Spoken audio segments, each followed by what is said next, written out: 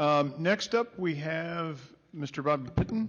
If you would, please, Mr. Piton, come up to the table here, announce your name, who you're with, give like just a 10 seconds of what you're going to show us, and if you can, we are running short on time, so brevity is our friend. Thank you very much. I'll try to go as quickly as possible. First of all, thank you very much for taking the time to hold this hearing, and I appreciate having the opportunity to speak. So thank you very much. I'd like to start by saying, just quoting something from the Federalist Papers, which was written over 200 years ago. It was item number 68. Nothing was more to be desired than that every practical obstacle should be opposed to cabal, intrigue, and corruption. These most deadly adversaries of Republican government might naturally have been expected to make their approaches from more than one quarter, but chiefly from the desire in foreign powers to gain an improper ascendant in our councils. In my humble opinion, upon reviewing all the data that I'm going to go over and reading countless articles, clips, and videos over the past week, I think this is the biggest fraud in the history of our constitutional republic is taking place right before our eyes. The corrupt mainstream media and tech oligarchs are colluding in an attempt to assassinate the American public's true legal vote for our President Donald J. Trump through corrupt government officials across countless precincts and corrupt state officials and courts. The evidence will show that President Trump surpassed both FDR and Reagan in the percentage of legal votes, topping 60% when this crime is unveiled. So much of this process has been tainted that it will likely end up before the Supreme Court and allow one electoral vote per state cast. And hopefully Arizona does its part. And eventually the 35 of the 50 states will probably vote Republican, which will probably match his popular vote totals. So with that said, so basically what I've identified is that there's between 120,000 and 306,000 fake people. And I did this by looking at the data, and I'm not going to go over this sheet just yet. I want to kind of just highlight the bigger picture so that, because, you know, numbers can be, I love numbers, but they could be a little boring. So I want to kind of tell the story to the numbers. But basically, what I did is I took a completely different approach than what's been presented up to this point, based on the little that I've heard here. There's approximately 1,500 precincts in Arizona, and there's 3 classifications for male, female, and then you. I guess maybe that's the undecided classification. And then there's 5 different types of voters. There's 1, 2, 3, 4, 5. Hard Republican, moderate, swing, moderate Democrat, hard Democrat. So there's 5 categories. And what I did is I looked through the age rolls, so 18 to 100, and I basically created a unique bucket, so to speak, for each of those classifications. So it turns out there's about 980,000 plus unique Arizona voters. And the way what I did is I didn't look at the total, I looked at the number of registered voters in the state. Because if the core data set is flawed, everything else that happens afterwards is irrelevant, in my opinion. Because, you know, so I kind of took an approach of how is the thing constructed. It was a very tedious process to organize all this. But then, once I got that organized, I broke out all of the male 1, 2, 3, 4, 5 votes. So I want you to think about, like, okay, there's 5 classifications of male voters in the state of Arizona. I summed up and looked at how many of those votes by age, 18-year-olds, 19-year-olds, 20-year-olds, across all those different categories. And then I did the same thing for females. And then I did the same thing for the U's.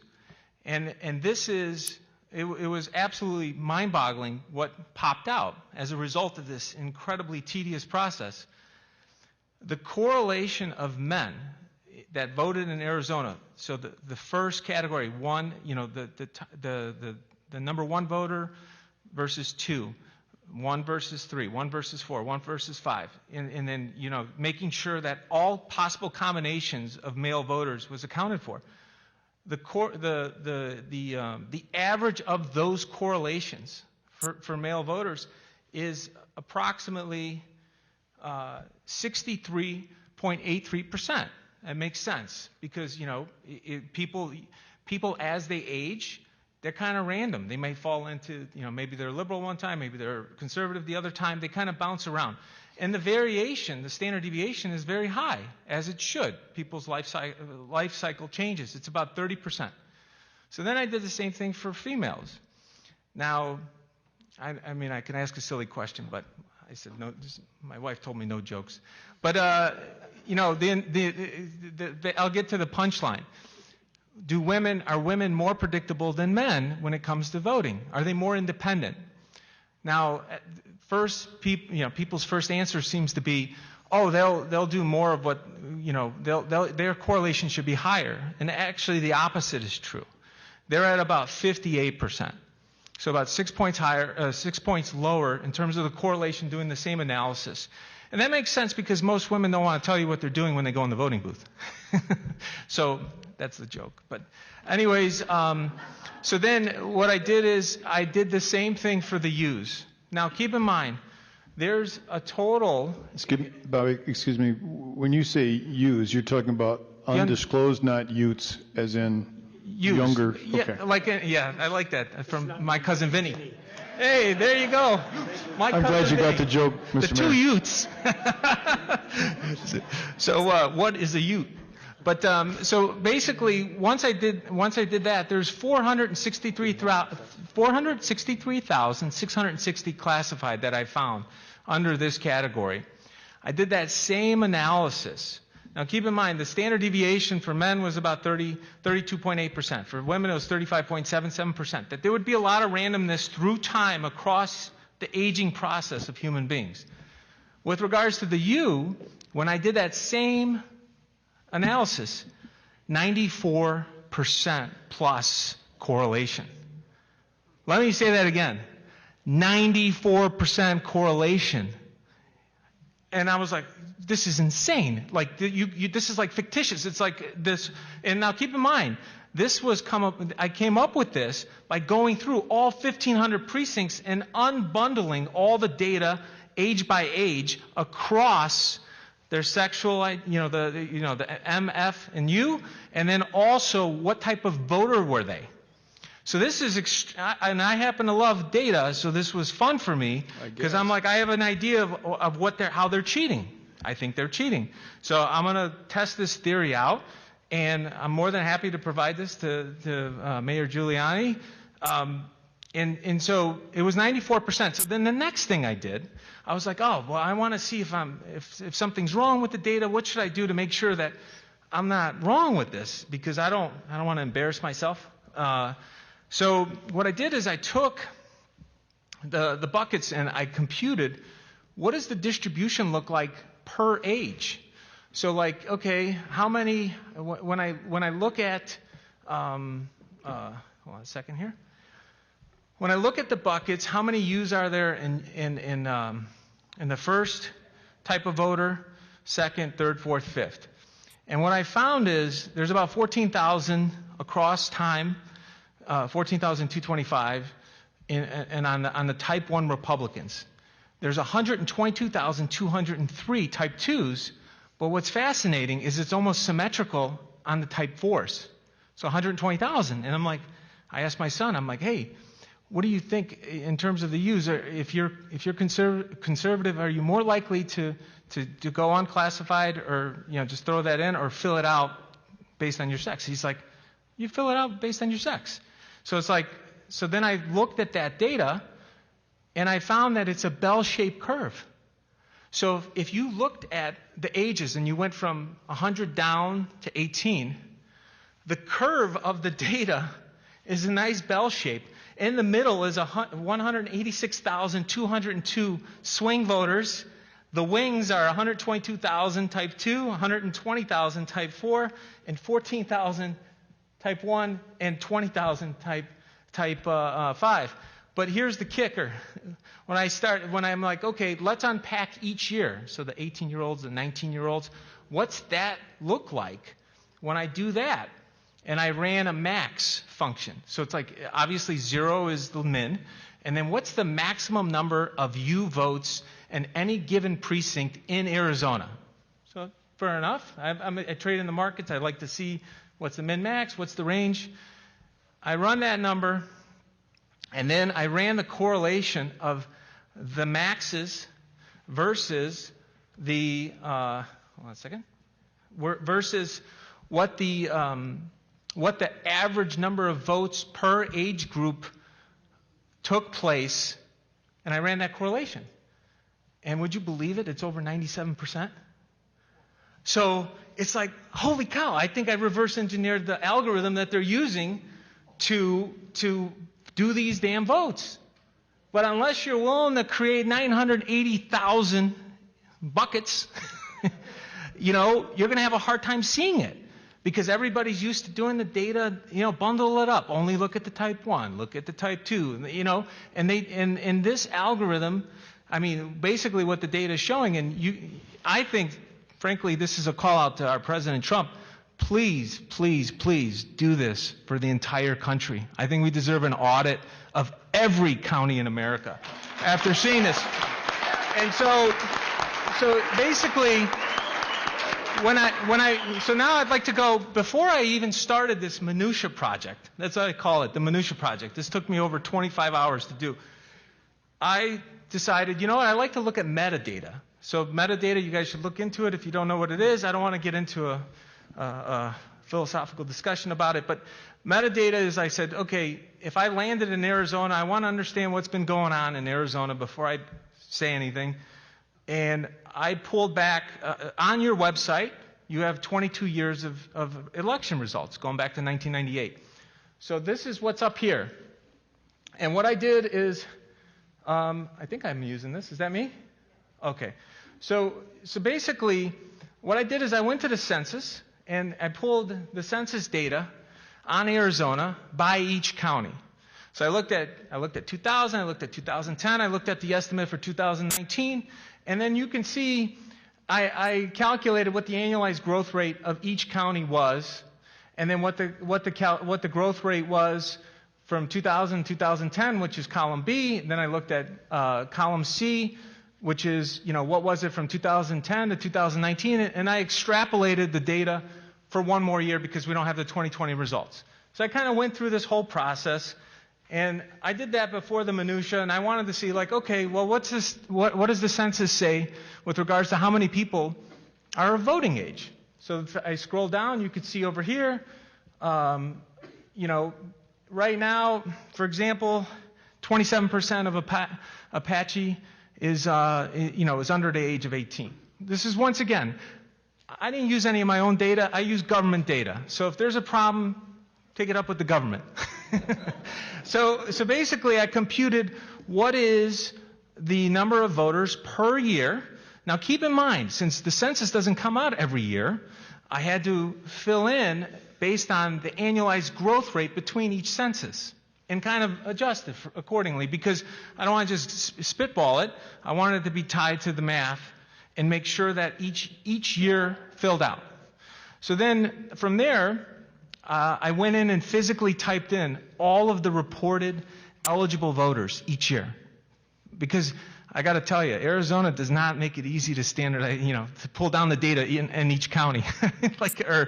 Anyways, I had to go physically do this, which is time consuming, but I thought it was extremely important for what I was asked to do. So I did that, and then I did the reported ballots cast, and then I did that each year for each of the 2-year cycles.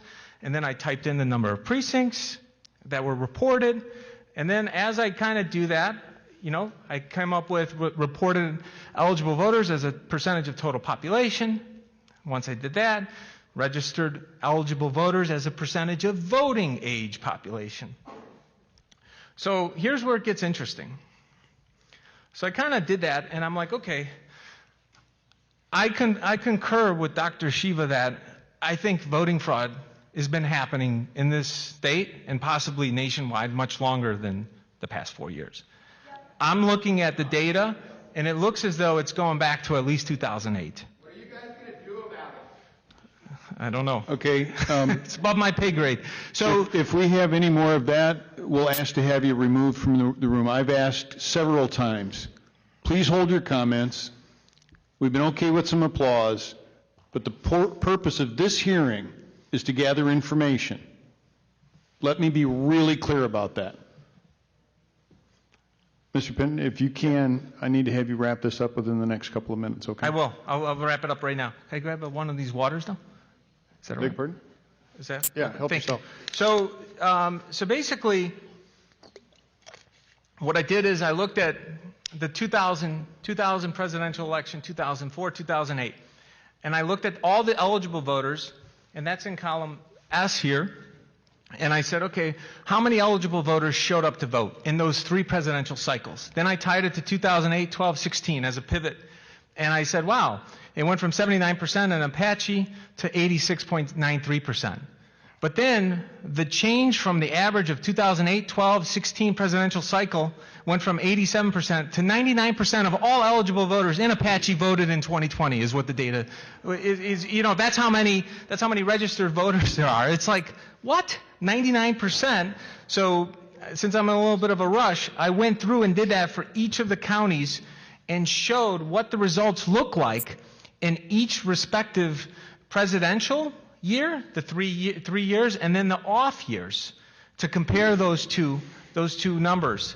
And the correlation, once again, the difference between those 2 years, the difference between those 2 years, if it's a presidential cycle versus a regular cycle, there's about an 88% correlation. That should give you some idea of how meaningful that 94% was. And so I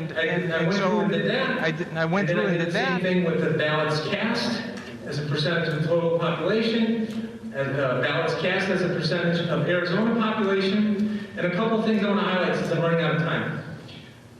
The population of Arizona has gone up by about 1% per year in the past decade. The number of people voting per year has gone up by about 7% per year. Now that may not seem like a big deal. It may not seem like a big deal. But if you had $100,000 and you invested it at 1% after a decade, you'd have $111,000. But if you had $100,000 and you invested it at 7% per decade, you'd have $195,000. Wait a second. So it's like, wait a second. How is it that you have 95,000 versus 11,000? So when you look at the differential growth rates, that's how meaningful it is. That this has been occurring going back a decade. It's almost somebody was maybe cheating a little bit somewhere, and then they needed to cheat a little bit more, and then they needed to cheat a little bit more. And the reason why I say this is, being in the financial markets my whole career, Sarbanes-Oxley, remember that? Everybody remember WorldCom and Enron? They had to sign. The CFO and the CEO have to sign the financials, the 10K and 10Q, which is enforced since the 1933 and 1934 Securities Act. Guess who was exempted from that act? Counties and states. Maybe they should be not exempted anymore. If you're going to sign something when billions of dollars are on the line, we should believe in the data. We have the CEOs get clawed back. We get the CFOs jail time. So if you cheat, there should be repercussions. And the laws are on the books for this. All we have to do is, here, I'll give you an example. If you're a CEO of a company and it's worth $20 billion and there's a fraud internally and somebody steals $1 billion, if you don't prosecute them and you don't uncover it and investigate it, you're violating your fiduciary responsibility, you're going to get fired, you're going to get sued, and the investors are going to take you through the ringer. But for some reason in politics, that doesn't happen, which is mind-boggling, because this country's worth $100 trillion. This election about controlling $100 trillion of wealth in the United States is very serious business. And so this is one of the reasons, so I'm kind of wrapping it up here because I know you asked me to cut it short. Mr. Piton, can we do 60 seconds? 60 seconds. I think 60 Mr. seconds. Giuliani may have a question Okay. for you. So the population of Arizona has gone up by 40% since 2000. The number of voters in 1998 in Arizona was 1.1 million. It's 3.2 million today. So it's like tripled, but the population's up 40%. Something's off. Thank you, sir. Mayor Giuliani? If you could just tell us in your, in the simplest way possible, as an expert, what is your opinion as to the validity of the numbers that were certified today by the Secretary of State and the governor about this election? If I was an executive at a publicly traded company, I would never sign that because I risk jail time and having all my money taken from me in lawsuits. So to answer your question, I would never, ever have certified. I'd rather resign than have certified those results. So your professional opinion is that the numbers are fraudulent? I believe they're fraudulent based on the data. And my sister asked me a simple question this morning. She goes, "How sure are you?" And my sister's a pretty stubborn person like me. And I said, I'd be willing to put my life on it.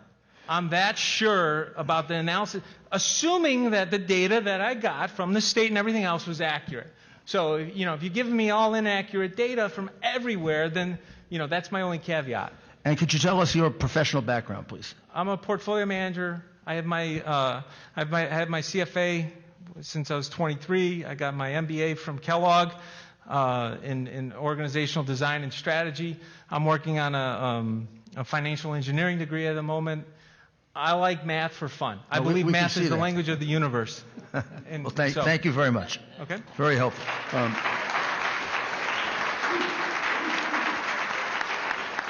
Mr. Piton, would you be willing to furnish that file? I mean, I get the math. Oh, absolutely. You've given me a headache, though, but would you be willing to furnish that to this committee and Jump Drive or whatever? Yeah, I just want to make sure that it's not protected by copyright or anything like that.